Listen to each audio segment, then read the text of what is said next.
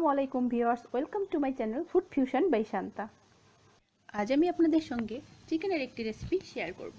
আমি আজ রান্নাটি ফার্মের চিকেন দিয়েই করছি। আমি কিন্তু সবসময় চেষ্টা করি আমার রেসিপিতে খুব অল্প তেল ব্যবহার করে রান্নাটি করতে এবং খুব সহজ উপায়ে। আসুন তাহলে শুরু করি। প্রথমে আমি একটা প্যান বসিয়ে নিয়েছি। এখন আমি এর মধ্যে দিয়ে দিব 1 টেবিল চামচ পরিমাণ সয়াবিন তেল। তেলটা গরম হয়ে এলে এর মধ্যে দিয়ে দিব পেঁয়াজ কুচি হাফ কাপ।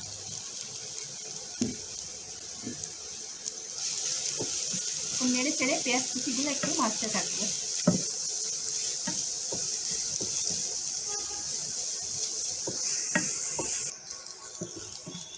পেঁয়াজগুলো কিন্তু হালকা বাদামি রং হয়ে এসেছে। এখন আমি এর মধ্যে দিয়ে দিব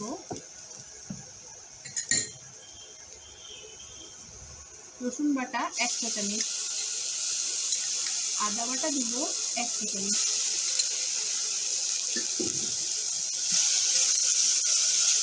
আবারও মশলাগুলো ভালোভাবে কষাবো।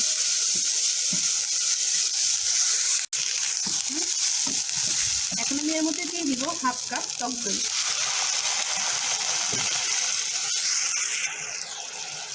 এখন আমি এর মধ্যে দিয়ে দিব শুকনো মরিচের গুঁড়া 1 চা চামচ, আর দিয়ে দিব হলুদের গুঁড়া 1 চা চামচ, লবণ দিয়ে দিব পরিমাণ মতো।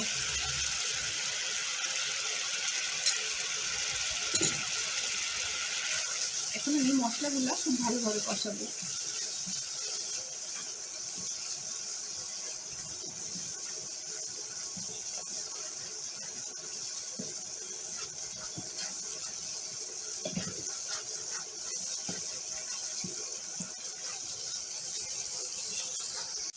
আমার মশলাগুলো কিন্তু কষানো হয়ে গিয়েছে।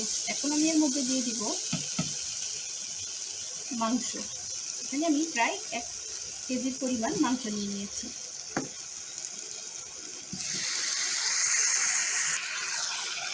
এখন আমি নেড়ে চেড়ে মাংসগুলো খুব ভালোভাবে কষাবো।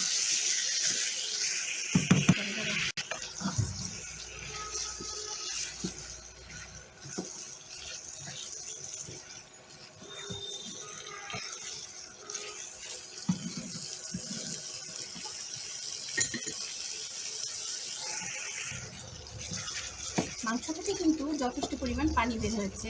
আমি এই পানিটা শুকানো পর্যন্ত কষাতে থাকবো।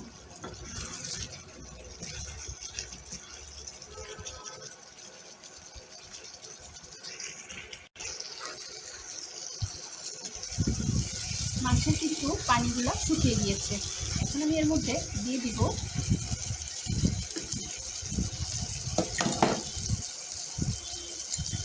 1 চা চামচ পরিমাণ চিলি সস।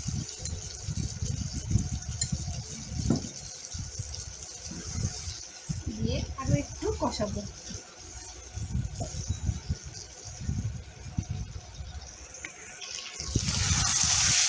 মাংসগুলো কিন্তু কষানো হয়ে গিয়েছে। এখন আমি এখানে হাফ কাপ পানি অ্যাড করবো।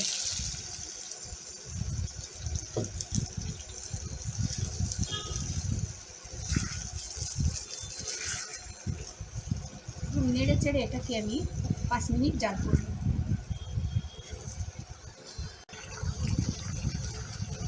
এর মধ্যে আমি দিয়ে দিব 2-3 টুকরা এলাচ, দারচিনি ও লং দিয়ে একটু নেড়ে চেড়ে দিব।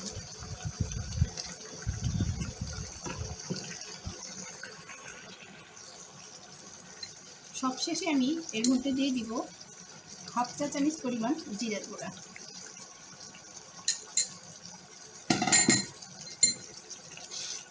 ভালোভাবে নেড়ে চেড়ে দিব।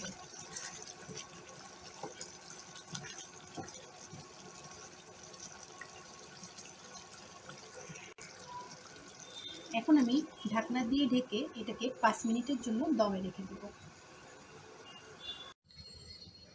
ব্যাস তৈরি হয়ে গেল আমার মজাদার চিকেনের রেসিপি।